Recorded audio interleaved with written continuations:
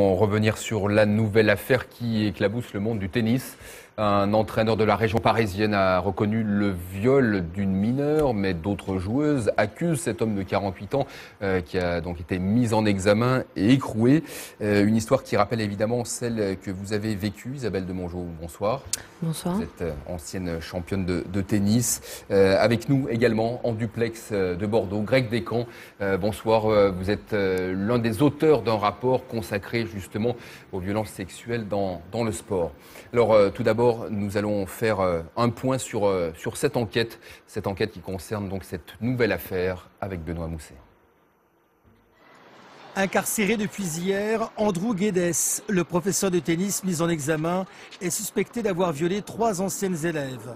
Des jeunes filles mineures, âgées de 12 à 17 ans à l'époque des faits. Ceux qui l'ont côtoyé au club de Sarcelles il y a une dizaine d'années décrivent une forte personnalité. Le président du club, un de ses anciens élèves, parle d'un homme qui pouvait avoir beaucoup d'influence sur eux.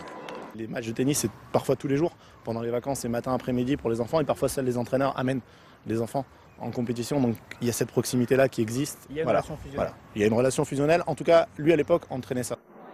Le tennis n'est pas la seule discipline concernée par ces abus. Selon un rapport commandé par le ministère des Sports en 2009, 11,2% des sportifs déclarent avoir déjà subi au moins un acte de violence sexuelle. Depuis 6 ans, la Fédération française de tennis a mis en place un programme de prévention. Des mesures prises après le scandale Régis de Camaret, cet ancien entraîneur de haut niveau, Non, j'ai rien à dire. condamné en appel à 10 ans de prison pour des viols sur d'anciennes joueuses mineures. Parmi elles, Isabelle de Mongeau, c'est elle qui a été à l'origine de la condamnation de Régis de Camaret. En déposant plainte contre lui, elle a été la première à briser la loi du silence. Isabelle de Mongeau, quelle a été votre réaction quand vous avez appris cette nouvelle affaire ? Bah évidemment, moi je trouve ça, c'est terrifiant de savoir que ça peut encore exister et on ne sait pas en plus l'ampleur des dégâts. Vous connaissiez actuellement, cet entraîneur ? Vous en aviez entendu parler ? Vous l'aviez croisé ? En fait, ce qui est incroyable, c'est que j'ai travaillé juste à côté au tennis club de Villiers-le-Bel sur les années. Ces années-là, et donc on se côtoyait un petit peu sur les matchs par équipe ou parfois on jouait à Sarcelles sur des rencontres. Et c'est vrai que moi, à l'époque, j'ai pas remarqué quoi que ce soit concernant cet homme. On avait juste une relation de professionnel, quoi. Alors le procès en appel de votre ancien entraîneur, hein, tout le monde se souvient de cette histoire. Vous l'avez raconté dans un livre, Service volé, une championne rond, le silence. Régis de Camaret a donc été condamné définitivement en février dernier à 10 ans de prison. Est-ce que vous pensez que la parole de ces jeunes filles dans cette nouvelle affaire a été libérée en quelque sorte grâce à vous ? Je pense que forcément, ça doit aider beaucoup de femmes et peut-être des hommes aussi un jour à parler, et je l'espère en tout cas. Je pense que malheureusement, c'est encore le tennis qui est touché, évidemment. Donc, c'est des jeunes femmes que je connais aussi, donc j'ai côtoyé. Donc, forcément, je pense que notre affaire a sûrement pu aider ces femmes à libérer la parole, et c'est important parce qu'elles se libèrent avant la prescription. Donc, ce qui va permettre une procédure rapide. Ce qui n'a pas été le cas concernant le procès de Régis de Camaret. Est-ce que, selon vous, d'autres jeunes filles, des victimes potentielles de cet entraîneur, pourraient encore garder le silence et pourraient peut-être se révéler dans les prochains jours ? En tout cas, je pense que oui, c'est tout à fait envisageable. Après, ça prend du temps. On doit respecter le temps de parole de chacune de ces femmes, justement. Moi, je sais que concernant... Quel message leur donneriez-vous si elles vous écoutent ou si elles peuvent vous écouter ? Pour moi, je trouve que c'est nécessaire, en tout cas pour une reconstruction et pour une vraie guérison, c'est de porter plainte, que la parole se libère et que, évidemment, une procédure puisse être lancée et qu'il y ait une condamnation. Je pense que pour toute victime, c'est vraiment important pour la vie d'après.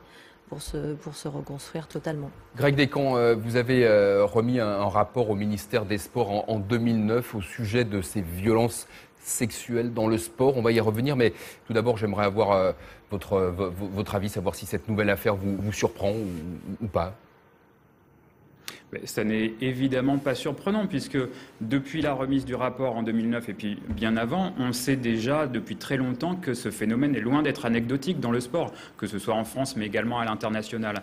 Le seul problème, c'est que les victimes ne se sentent pas libres de parler et surtout ont peur de parler. Donc ça existe, ça a toujours existé, mais depuis peu, grâce à ce qu'a fait Isabelle, grâce à ce qu'ont fait d'autres personnes également avant Isabelle, je pense également à Catherine Moyon-Debac, vous avez sûrement entendu parler de l'affaire des lanceurs de marteau. Elle aussi a brisé la loi du silence, c'était encore bien plus tôt. Donc la parole se libère progressivement. Et fort heureusement pour les victimes. Comme le dit Isabelle, c'est très important de parler pour pouvoir se reconstruire. Et après votre rapport, qu'est-ce que les autorités ont fait, le ministère des Sports, la Fédération française de tennis? Est-ce qu'ils ont réagi suffisamment selon vous? Mais après la remise du rapport, on a assisté à la mise en place d'un dispositif de lutte contre les violences sexuelles qui s'est appuyé, entre autres, sur la mise en place d'un numéro d'écoute des victimes, sur la mise en place de journées de prévention, de sensibilisation. Très bien, jusqu'alors, il n'y avait rien. Donc il faut se féliciter que désormais, il y a un dispositif.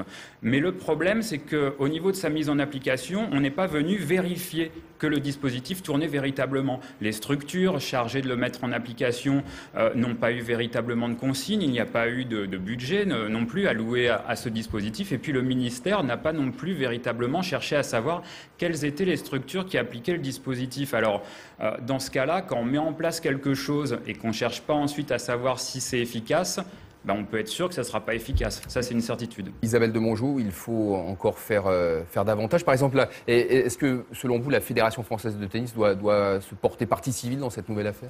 Je pense que c'est nécessaire. Il faut que les fédérations, en général, quoi qu'il arrive, soient derrière les victimes. Il faut absolument les accompagner, leur apporter leur soutien. C'est ce qu'on n'a pas eu, nous, à l'époque. Et c'est vrai que c'est très dérangeant de sentir que vous êtes vraiment isolés. Donc on est encore dans l'isolement, on est seul à se battre, à combattre, en tout cas, durant plusieurs années. Et c'est long, le processus est long. Donc évidemment, une fédération doit se porter partie civile, un club, pourquoi pas, une ligue aussi. Et puis évidemment, je pense à une ministre qui doit aussi s'impliquer totalement dans ce projet et doit se repencher dessus sérieusement, quoi. Vous disiez il y a quelques instants, c'est une nouvelle fois le tennis qui est touché. Est-ce que c'est un hasard ou c'est parce que c'est un sport individuel où le rôle de l'entraîneur est très important auprès des joueurs, des joueuses? Bon, c'est vrai que c'est un sport individuel, on est quand même confronté souvent à être seul avec l'entraîneur et puis encore une fois sur des installations aussi parfois qui sont en fait on donne les clés à l'entraîneur du club, donc en fait il y a des entraînements qui se font tardivement et donc à partir de là il y a plein d'opportunités en tout cas à un moment donné pour que l'entraîneur et la joueuse se retrouvent seuls et ça c'est vrai qu'il faudrait se pencher sérieusement là-dessus, essayer de mettre des limites à un moment donné, à savoir quelle est la place de l'entraîneur. Il ne peut pas prendre parti sur votre vie professionnelle, votre vie personnelle et tout. C'est une forme d'emprise qu'on est en train de vivre au fur et à mesure de chaque minute de notre vie, quoi. Greg Descamps, est-ce que le tennis est plus touché que d'autres sports ou malheureusement tous les sports, collectifs ou individuels, sont touchés par ce fléau? Tous les sports sont touchés par le fléau et ça, c'était l'un des enseignements majeurs des résultats de notre enquête. Il n'y a aucune discipline sportive qui puisse se considérer comme épargnée. Et là, il se trouve que c'est à nouveau le tennis qui est touché. J'ai même envie de dire c'est dommage parce que la Fédération française de tennis, elle fait partie des bons élèves. C'est l'une des seules fédérations qui, à la suite de la signature de la charte de bonne conduite entre le ministère des Sports et le CNOSF, a décidé de mettre en place un dispositif spécifique. Mais là encore, il ne suffit pas de mettre en place un dispositif pour que ça fonctionne, et on le voit bien, et après on se retrouve avec des dirigeants de clubs comme à Levallois ou comme à Sarcelles qui sont totalement déroutés, scandalisés, outrés et qui réclament de la prévention. Mais c'est aussi du rôle de chacune des structures sportives de se poser la question, moi, qu'est-ce que j'ai fait dans mon club pour lutter contre ce phénomène? Est-ce que j'ai sensibilisé les entraîneurs de mon club à l'attention qu'il fallait avoir vis-à-vis de ce phénomène? Est-ce que j'ai sensibilisé les sportifs et les adhérents? C'est le travail de chacun. Merci Greg Descamps. Dernière question, Isabelle de Mongeau.